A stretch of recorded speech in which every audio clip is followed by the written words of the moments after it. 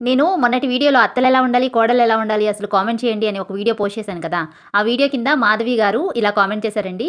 కోడలు కూతురులా ఉండాలి, అత్త ఒక తల్లి స్థానంలో ఉండాలి. కానీ అవి రెండూ నడవని పని. అలా ఉండాలంటే కోడలు అత్తని క్వెషన్ చేయొద్దు, అత్త కోడల్ని క్వెషన్ చేయొద్దు.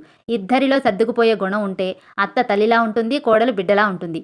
ఇద్దరూ ఇలా ఉండాలంటే సగం అనుభవమై ఉండాలి. లేదా కోడలు తల్లి దగ్గర నేర్చుకునే మంచి మనస్తత్వమై ఉండాలి. అత్త తన బిడ్డకి నేర్పే విధానంలో తల్లి ఉండాలి. ఇవి 2 ఉండాలంటే ఆ ఇంట్లో సాంప్రదాయంగా పాటించే కుటుంబమై ఉండాలి. లేదా అన్నిటికీ సర్దుకుపోయే ఇద్దరూ మంచి మనస్తత్వమై ఉండాలి. ముఖ్యంగా వీళ్ళిద్దరూ మంచిగా ఉండాలంటే కొడుకు ఇందుకు మూల కారణం. ఆ కొడుకు తల్లి భార్య ముందు తిట్టకూడదు. భార్యను తల్లి ముందు తిట్టకూడదు. ఇద్దరిని సమర్థవంతంగా సమర్థించుకుపోయే గుణం కొడుకులో ఉండాలి. ఇవన్నీ ఉంటే వీళ్ళిద్దరూ ప్రశాంతంగా ఉంటారు. ఆ ఇంట్లో మగవాళ్ళు కూడా ప్రశాంతంగా ఉంటారు. లేదంటే ఇద్దరి ఆడవాళ్ళకి సహనం, శాంతి స్వభావమై ఉండాలి.